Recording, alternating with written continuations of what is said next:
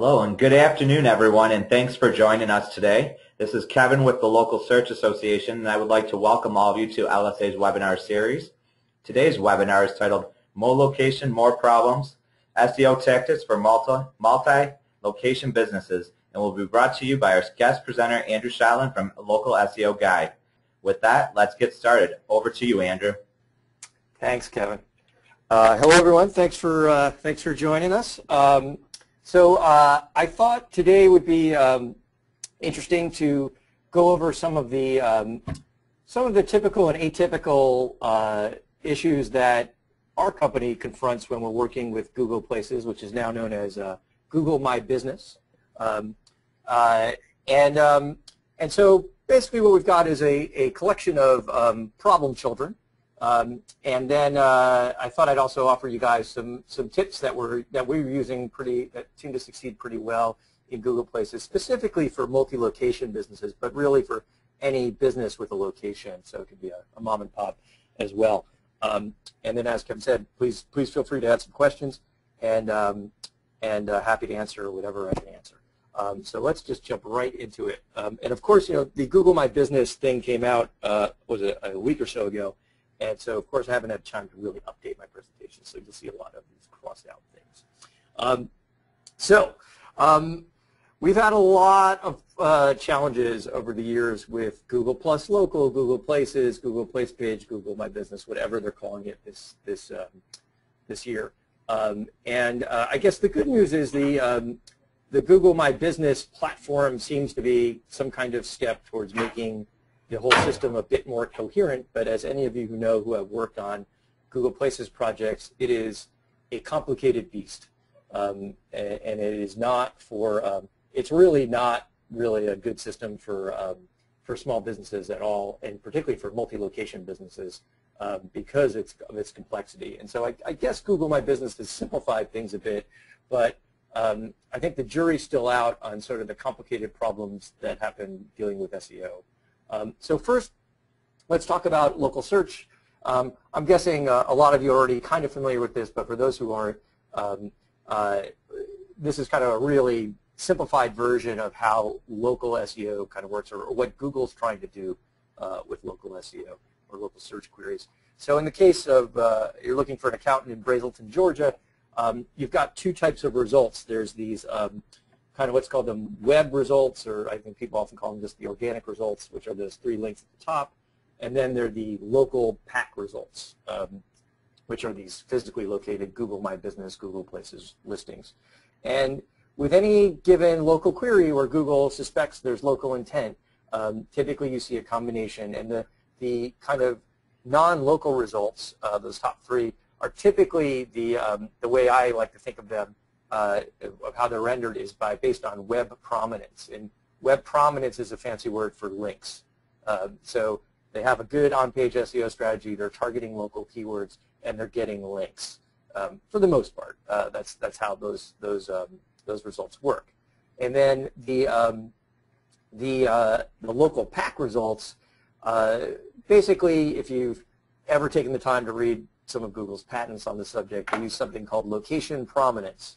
And location prominence is kind of, you can think of it like web prominence, except it takes into account things that are specific to local businesses, like a physical location, and links which are called citations, which are not necessarily links. They could be just mentions of your name on pages or documents that Google thinks are local authorities. And typically we think of those as local search sites, yellow page sites, Yelp-type sites, and then locally notable sites like a local newspaper or something like that.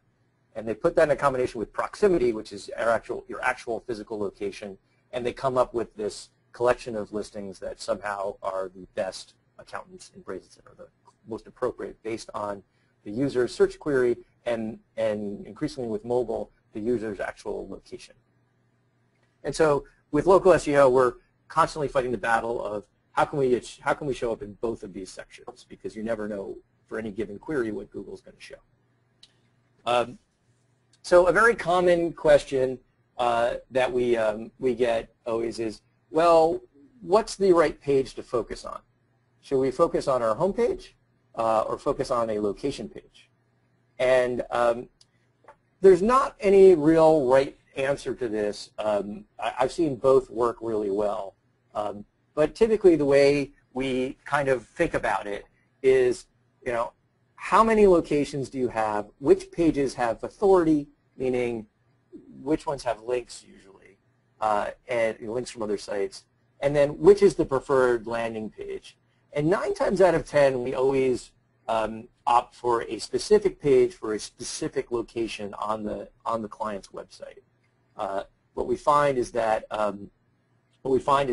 that sends the best signal to Google about this particular location. If you have thousands and thousands of locations, you may want to try a different solution because no one page is going to have a lot of authority. And then there's also the option of trying to game Google where you link to your home page from your Google My Business page. I still haven't gotten used to saying that. And that's what will show up in the local results. And then you have a location page, so let's say Pleasanton, and that can show up as the organic results because it's really keyed on the word Pleasanton. And Google typically does a pretty good job of merging those two URLs, but there's still plenty of opportunity to get both ranked. And so you kind of have to look at the specific situation. But in general, most of the time we're advocating that clients create specific landing pages for specific locations that they want to rank for. Here's kind of an interesting one. This is a case where Carolina's Home Pros has multiple locations, and when you search their brand, the non-preferred location shows up as kind of what we'll call a knowledge graph result connected to their listing. So in this case, they want to rank for, they want their Charlotte location to show up, not their Troutman location, and certainly not their Troutman NC location. And so in this case, what we find typically works is that you increase links and citations to the preferred location page, and that basically you're improving the site's, I guess what we call the scent for the preferred location. And I thought this was a one-off kind of thing when we got a request for this, but I see this happening more and more where Google can't quite figure out which location to show for a brand. So the good news is it's pretty straightforward to fix. You just have to increase the prominence of the location you want to have show up on the website and in links and citations to the site. Rebranding is one of the trickiest parts of local SEO, tricky part of non-local SEO too, but really, really can cause some problems. So in 2013, we had a client that did a rebrand on approximately 200 of their stores. And to date, they were unable to remove their old listings from Google Maps. They just show up in Google Maps as this place is closed or permanently closed. And the problem is that they weren't permanently closed, they just changed names.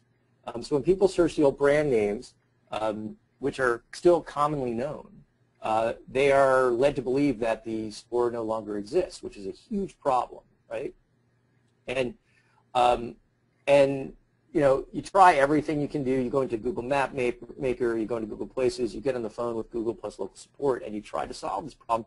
And it turns out it can't be solved because what happened was they closed this listing and they opened up a new listing for their new brand.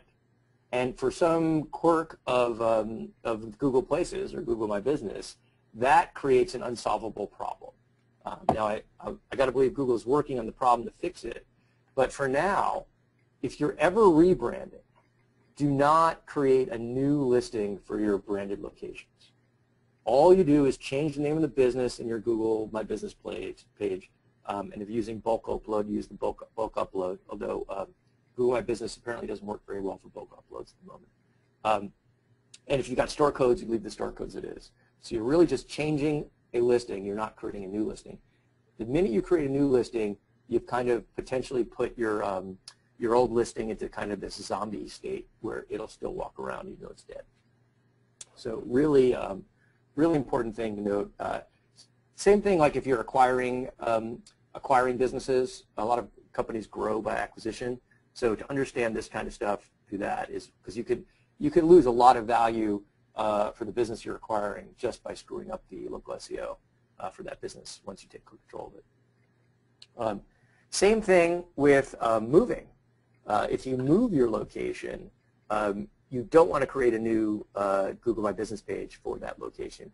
You want to update the Google My Business page in the dashboard when the new location opens, not before, when it opens. And then if the old address is still in Maps, then you report it via the customer support. And as soon as it's open, you want to update your citations ASAP. So you want to go to all of the top tier local search sites, both general like Yellow Pages sites and then niche, so like if you're a lawyer, like lawyers.com or something like that, and get those citations updated. You may even want to use a service that does like instant updates for you, like Yext would be an example. Full disclosure, I do some consulting with Yext, so I'm not trying to push them on you, they're just the first ones that come. But you definitely want to get your citations updated with the new data ASAP. Because if you don't, we definitely see ranking fluctuations as Google's trying to figure out kind of what's the right data for you. Unstaffed locations. We've seen a lot of this over the last couple of years where companies have these kind of things like ATMs or mailing boxes that don't have a location or don't have people dealing with them, but they're real locations. And because they're usually in high density areas, oftentimes they can rank really well in search because they're closer to people, particularly mobile. So typically with these things, we recommend you do a bulk upload to Google, and then you've got to be ready to get on the phone with the customer support because with unstaffed locations, we've just seen a lot of problems. And you've got to include a contact number on your each location, like a kind of customer support number.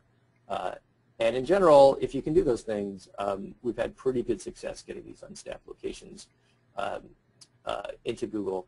And like I said, they rank really well for things because they're in places where other businesses usually aren't. Missing physical addresses are usually some of the trickier things to deal with in both Google Maps and I do a lot of work in Apple Maps too, and Apple Maps has a lot more instances of missing locations. And so this is a problem where it's not that you don't rank well in Google Local, it's that Google Maps or Apple Maps doesn't even understand the actual address of your location. So for example, I had a client that was a nightclub in Washington, D.C., and Apple Maps didn't have the address in Apple Maps. If you typed its address, like 123 Main Street, it wouldn't show up. And so what we had to do was figure out where Apple was grabbing its data from, its mapping data, not its business data, its mapping data, and make the updates there. And so for Google and Map and Apple, these are the primary places to go and tweak the mapping data. So in Google, you use Google Map Maker, and you just follow that link, and you can go see it, and you can add an address, make an edit to an address, and assuming your edit's legit, like it could get added onto the map. For Apple, it's not quite as straightforward. They get data from a company called TeleAtlas, which is a division of TomTom. So you want to update it in both TeleAtlas and TomTom, and there's the links to do that. They also license some data from OpenStreetMap, and I don't think they still use that data, but it's unclear. So you want to go to OpenStreetMap and update it in OpenStreetMap. And then the problem with these methods is it generally then takes a really long time for it to get into Apple Maps. So it could take 6 months, it could take a year. But better to get the process done early. And I'm assuming Apple will fix these things probably in the next update of iOS, but these mapping systems are really problematic, so you've got to get to understand them and how to manipulate. Common question we come up with, particularly with like law firms, real estate companies, doctors' offices, is what happens with multiple practitioners when you have one, in one practice. Like, how do you deal with that? And it's pretty straightforward. according to Google, they want you to have multiple listings for the practitioners that are quote-unquote public-facing. So if you're a real estate company, every real estate agent should have a Google My Business listing. You don't want to have, if you can avoid having the same phone number for each of these guys, I think that's probably the best you can do. You should definitely have different pages on your website for them. It's totally a good tactic to use. You just want to differentiate these listings as much as you can. We got a lot of these messages over the last year from different clients where it looked like Google had changed the rules where basically there could be only one owner of the Google Place page or the Google My Business page, there were duplicate listings that were owned by different people. And so basically what happened was sometimes these listings would get deleted, or you would be inaccessible, or they just disappear, and you kind of have to deal with it. So I'm not sure how this works in the new Google My Business world. I suspect it works the same. So there were generally two possibilities when this happened.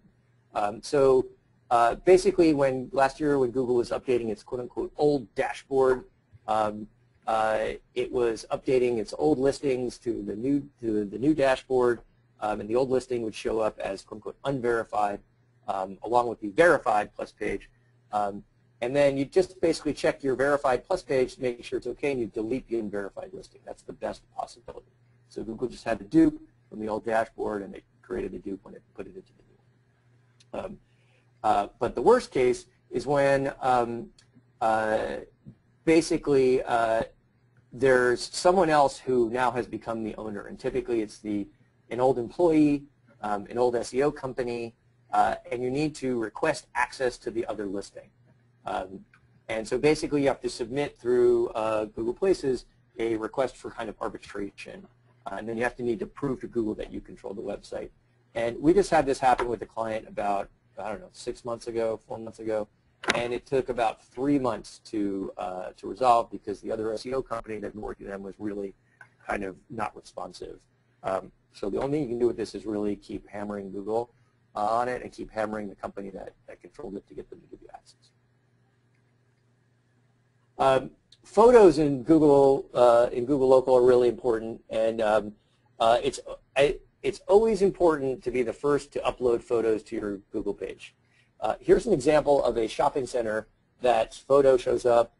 That's just some guy who was walking around the shopping center and happened to take a picture of himself, and the picture was located at his shopping center, and he uploaded it to Google+. And so he didn't even attach it to the shopping center; it just showed up that way. So now this is their picture, and once these pictures are up there, it's kind of sometimes hard to dislodge them.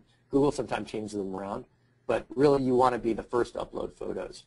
And then when it comes to the carousel, which may not show up for all of your for all of your business types, but for a lot of business types, particularly arts and entertainment types, it does show up, and psychics. You want to be kind of cognizant of how your images are appearing. And there's an SEO guy named Greg Gifford who's done a lot of work on this. I should probably have included the link to his article on Search Engine Land about how to optimize for this. But it all boils down to the top 2/3 of your photo is what's going to show up in the carousel. So you should take your photos and upload your photos with the idea that the bottom third will not be seen, and add them that way. And that way you don't have people peeking over their little review notification. And the dimensions of the thumbnails it seems to be 115 by 115 pixels, so you can do the math of what the top 2/3 look like. And I can tell you by experience, Susan Stark actually happens to be a friend of mine from high school, who's a clairvoyant psychic. And she's one of the few people who has images in psychic searches, and she gets a boatload of clicks off of this result because of it. And if you need psychic services, let me know.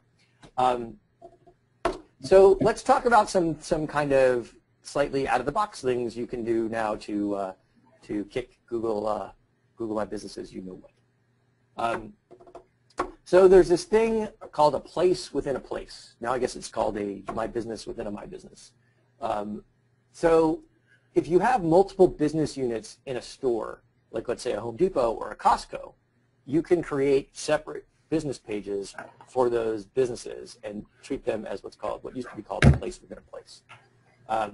And so it's pretty straightforward. You create a page for them, and you add add them into Google My Business, and then you can pretty quickly show up in Google local results for specific queries. In this case, the Costco Tire Center shows up for Tire Store because it's a separate listing from Costco, the main Costco location. And generally, what we recommend is you use as often as possible unique name, address, and phone number for these places within places. And we give you a little formula of how to do it. And this actually might even be a good chance to use tracking numbers. But I've seen plenty of these that rank without using a unique NAP, but I think you'd want to use it for tracking purposes.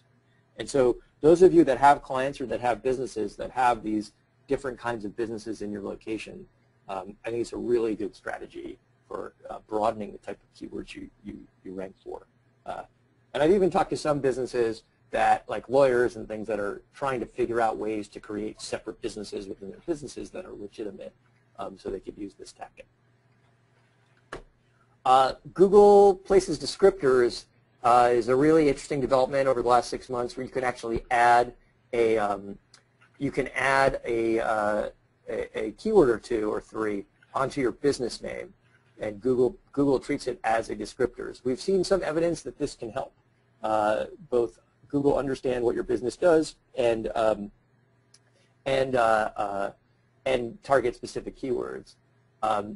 You may want to get aggressive with these things, but I think the jury's still out how Google is treating kind of blatant spam in these things. Like I think this Alwhite Pool Services, pool cleaning and maintenance, is probably a little bit on the edge. But we're a big fan of putting location in here, like downtown or the neighborhood name.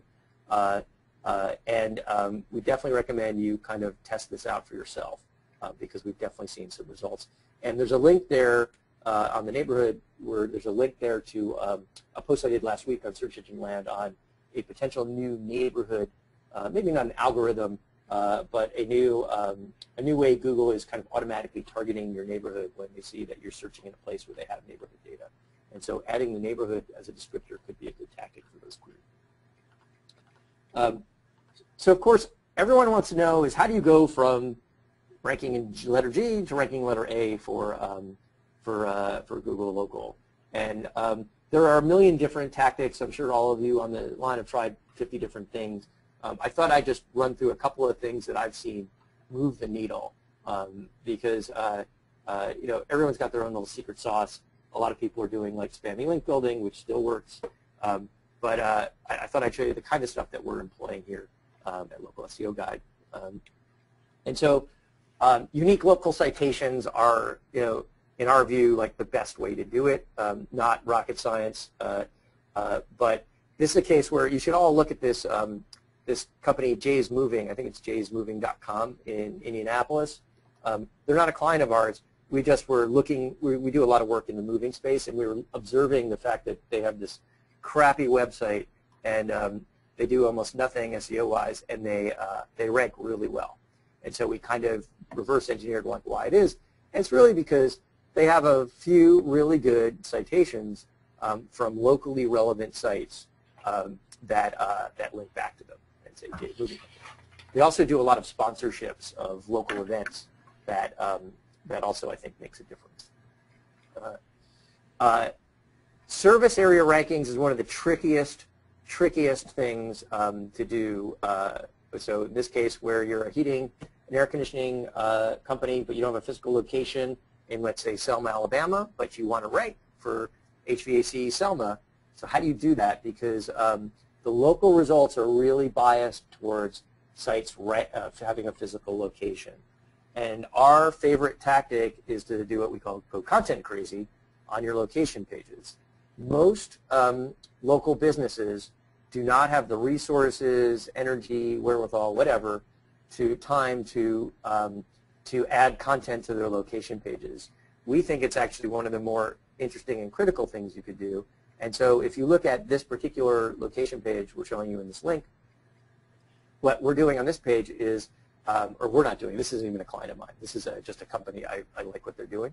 But what they're doing is they're updating their location page with review data and kind of check-in data. So in this case, where their service pros are in the field doing a job, at the end of every job, they update to their website, hey, we just did a air conditioning repair in Selma. And they have a system that connects it to their location. So every day, their location pages are getting regular updates with keywords in them and location. And you can see these guys, if you look at their rankings, rank really well for a lot of service area queries. And it's not 100% because of this tactic, but it's definitely helping. So doing what you can do to update your location pages at scale is critical, I think. This one's a kind of a funny one. So this is the Google My Business review dashboard, and this is for my website, localseoguide.com. We don't get a ton of reviews, but we have a few. And I thought one day I looked at it, I saw this website called htmlcorner.com, and there's also another one there in the middle called Rank Insider. And I looked at them, and if you look at these sites, first of all, they're not review sites; they're just scraper sites that grab your page and then report on all this SEO data about you. But it gave me an idea that if you have multiple clients, you should be regularly going into their GMB review analytics page and seeing what pops up, because there's a good chance if Google is thinking enough of these sites to put them in the as a review site in your analytics, then it's probably a decent site for citations, to get a citation or link. These sites don't happen to be very good. I think they kind of scream out that Google's citation algorithm sucks. And I don't think there's any way on these particular sites to get a review, but there will be sites that pop up on one client that aren't on another client that you might want to consider as, hey, maybe we should go out and get reviews for this client or get links for this client or citations for this site. And I think it's a really, one of my favorite things that I've been doing SEO for now, I think 10 years, and one of my favorite things is to find stupid Google exploits like this that eventually they'll close up. But right now, this is a really good source of data for unusual citations. Speaking of closing up, I just checked this particular tactic and it no longer works. So you may want to check.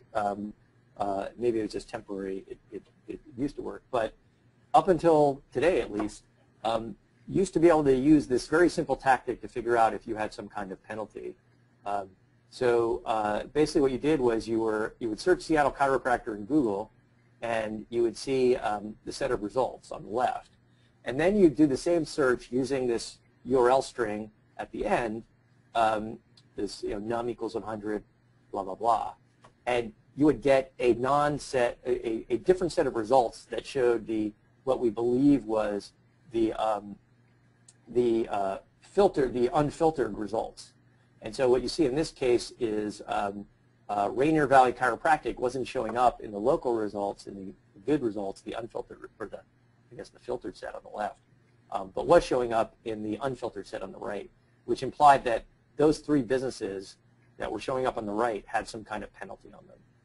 So I'm working pretty hard to try to figure out what's the newest version of that. If any of you know, please pipe up. But I'll leave it in here just because I think it's an interesting artifact. Anyhow, last thing I'll show you is just a kind of a plug. We do a lot of citation research on local businesses, and we find it to be kind of a pain in the butt. And particularly when a new client calls and we want to do some quick analysis, we do a lot of crazy queries in Google to try to kind of extract potential quick analyses on problems they're having. And so we created this very simple little Chrome Store extension to speed up that kind of analysis. It's called Nap Hunter Lite. We called it Lite because we figured at some point we'll do the non-Lite version. All you do is you type in the business name, address, and phone number, and it basically pulls up a bunch of tabs on Google with different search queries designed to extract map data. And then you just export it, sends a nice little CSV to you. So there are a couple links there. It's totally free. We just kind of did it as a kind of a goofy thing we thought we'd share with people. So feel free to download it, check it out. Tell me if you love it, hate it. We'd love a couple of reviews on the Chrome store if you feel like. Anyhow, so these are just a few of the things that we do. There's obviously a million more things you could do. But really the trick with Google Places, or whatever they're calling it these days, is to keep at it. It's constantly changing. There's some set basic things you need to do, but there's always going to be curveballs, which is a good news for you guys, because there's always going to be work for you to do. Are you supposed to add these keywords or neighborhood descriptors to the business name? Yeah, it's totally obfuscated about how to do it. When I first went in, I was like, where's the thing that says to do it? You just add it to the business name. All right, perfect. And proceed with caution, because you never know when Google's going to decide they don't like it. I would love to hear how you prove the value of Google Plus to your clients. So there are some very specific use cases we recommend for Google Plus. Honestly, we don't spend a ton of time on it. And now that, I don't know if you saw, but Google just announced yesterday they're going to be removing the profile photos that show up when you have the rel equals author tag connected to your site. So for those of you who aren't aware of it, when you connected your site to your Google Plus page, like say your blog post, when they showed up in Google, they would show up with your profile picture next to them. And in test after test we did, we saw that increased click-through rate significantly. Google got rid of that, I suspect, because the only ones who were using it were SEOs and social media managers, and it just kind of was probably looking a little spammy to them or useless. So the reasons why it might be good to use Google Plus. If your brand shows up when you search, if your knowledge graph shows up when you do brand queries, like if I search for McDonald's and then you see the McDonald's logo and their Google Plus data on the right-hand side of the SERP, by posting on Google Plus, you can influence what shows up on that. They sometimes show the latest posts. If you have a lot of followers on Google Plus that are really interested in search for your kind of content all the time, posting on Google Plus can affect how your content shows up in their SERP. So if you're, let's say, lens crafters and you're trying to sell contact lens solutions and you have 10 million followers and you are constantly posting about contact lenses, when they search for contact lenses in personalized search in Google, your content might show up, but it's very ephemeral. So I generally don't recommend you spend a ton of time doing that unless you really are committed to the Google Plus platform. All right. I am a national brand with hundreds to thousands of affiliates. How would you recommend I handle situations like that? So this is a kind of an interesting problem. So you have a brand and you have all these kind of independent affiliates that work with you but aren't your brand. And yet you want to rank in the Google Places, I'm still going to call them Google Places, in the localized results. The only way to really effectively do that without spamming or without super spamming is to have a physical location. And so I think you've got a couple of different choices. You could ask your local affiliate to rebrand and kind of, become, national brand X, which is probably unlikely. You can create a page for them on your site and ask them to use your site as their Google Plus local site, as their site in Google Plus Local or Google My Business. That may be more likely, particularly because a lot of these independent guys don't have their own website, or if they do, they have a very simple website. I'm trying to think of what else you could do. The only other thing you could, the only other thing you could try to do is you could try to totally influence your, it's kind of like the service area business rankings. You could try to really beef up your location pages and put a lot of geographic data on there with the hopes that Google might say, hey, you're good enough to be included. But I doubt that will work because it might work for the cities surrounding your physical headquarters. I doubt it will work for anything outside of, let's say, a 100-mile radius. So I think really the only way to deal with that, and if someone else knows, please pipe up, is to kind of co-opt them to either change their branding or use your site as their website. How do you ramp up SEO for a new location, like a new dealership to an existing list of locations? A new dealer. So we actually kind of, I don't think there's anything magical about new versus old other than, maybe new takes a little bit more time, but an old usually has a lot of problems you have to clean up, so they're kind of the same thing. So typically what we do with a new location is we'd get their citations up as quick as humanly possible. So as I said, I'm a big fan of Yext, so I would just if it was in my budget, I would get a Yext subscription, or or do it manually if you have a manual team, or there's a bunch of other companies out there that will do citation building for you. And that's probably one of the more important things, as well as get my Google My Business page up. And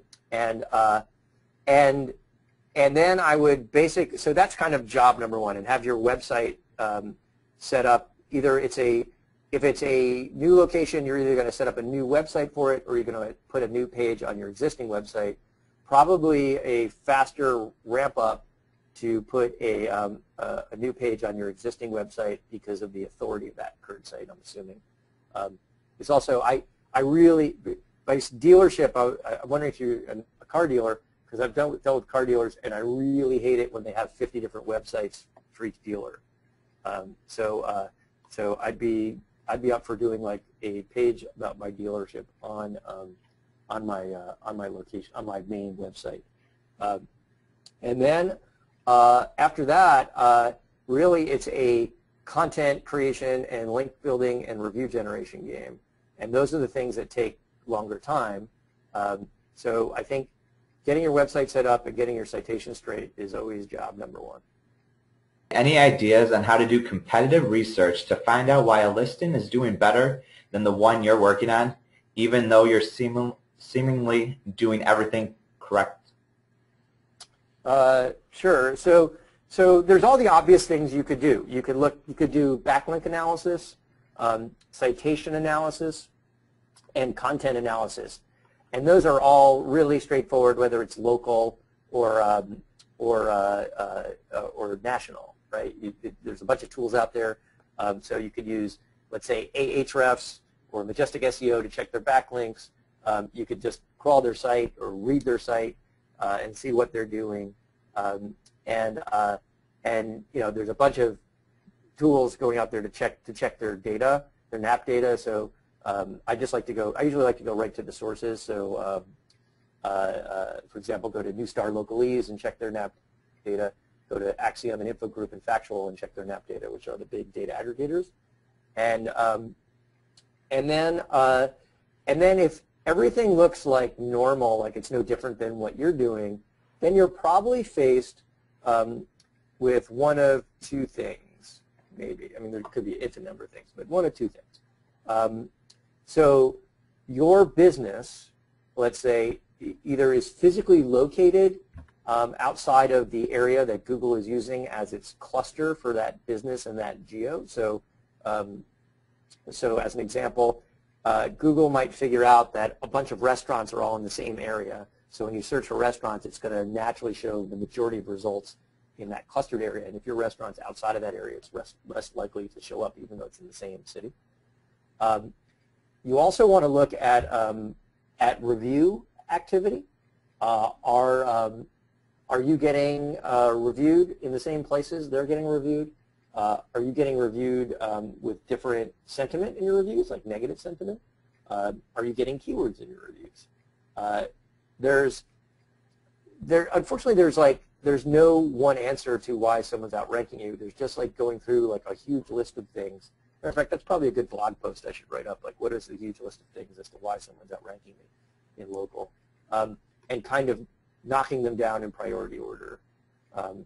And usually, unless you have a penalty, like a link building penalty or something like that, usually what we found is the ranking issues can be cured by a couple different things.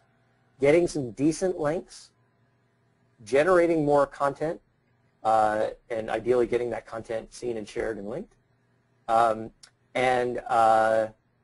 then getting reviews on some of the big review sites.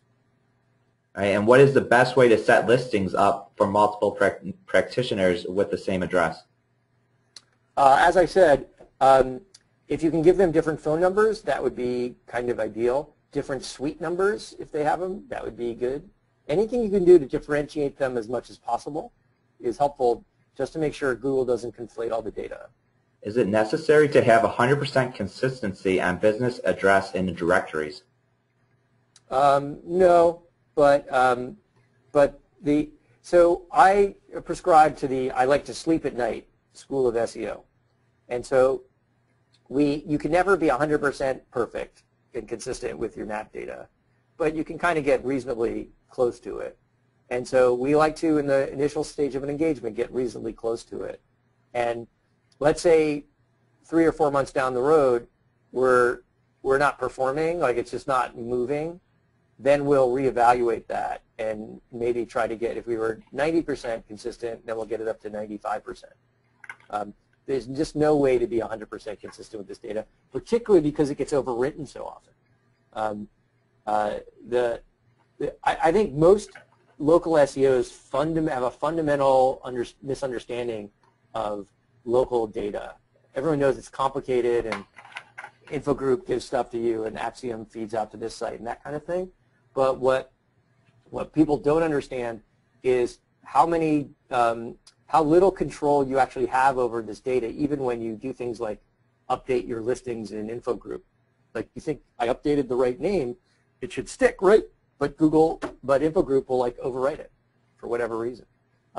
Factual is a great data set, but even if you claim your business in Factual, you're just you get like 1 point out of the 50 other data sources they're using, and maybe you're seen as less authoritative than them, so they'll overwrite you, which I've had happen with Factual. And I have supposedly a kind of a super-powered account on Factual, but in one case, when I added the correct business name and address and stuff, it took 4 months for them to accept it, and we had to go and fix other problems throughout the local search ecosystem. So I would say get it as far as you can get it under a reasonable time and budget, get it consistent, and then don't worry about it until you've exhausted all your other stuff that you typically do.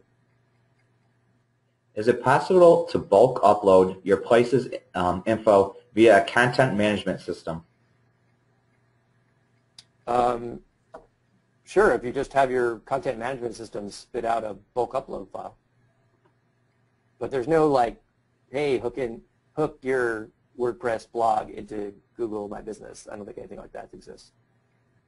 Okay. Would you suggest updating citations directly on individual sites or manage your location information through data aggregators such as Infogroup?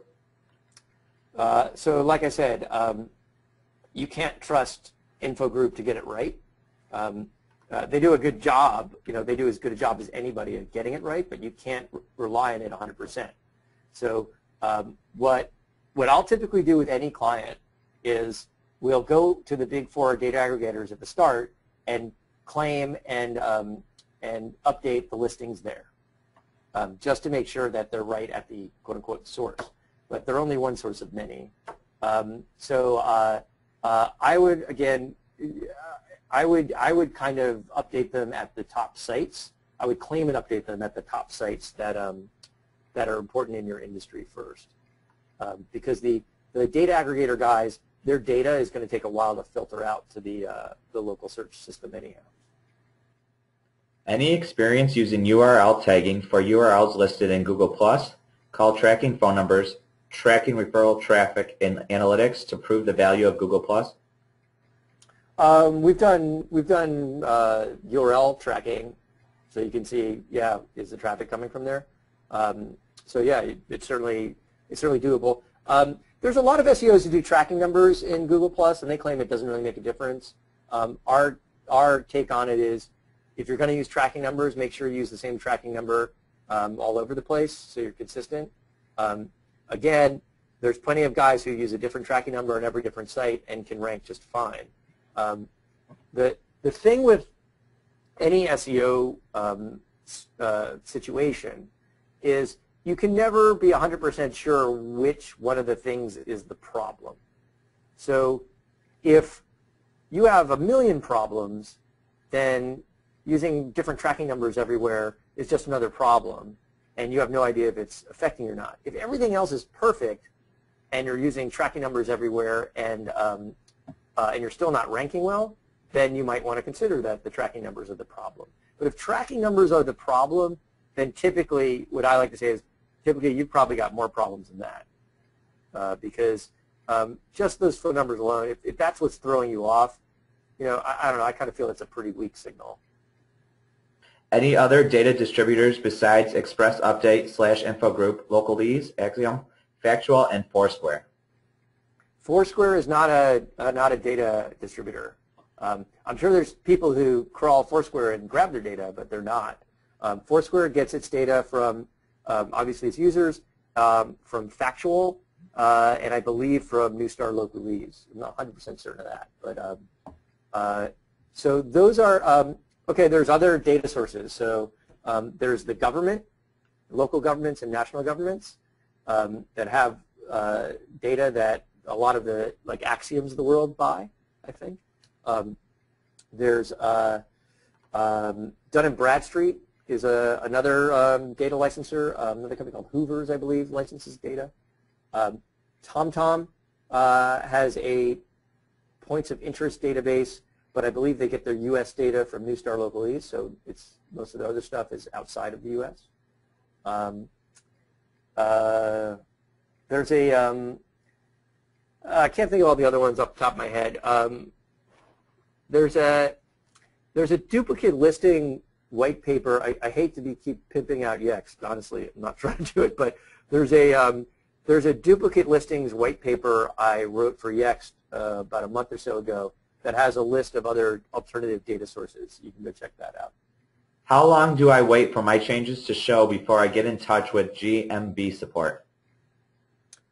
If you make an update and it doesn't show really quickly, I would get in touch. Right, really quickly, like within hours. But Google Local is a notoriously slow algorithm, so the update may not show itself like when you're searching Google, but what you want to see is it shows itself on Google My Business page. All right, well, thanks a lot, Andrew, for conducting today's webinar. We really appreciate all the info. I would also like to thank everyone for attending today. If you have any additional questions, please feel free to contact us at LSA, and we can connect you with today's presenter. For more information on upcoming webinars, visit localsearchassociation.org/webinars.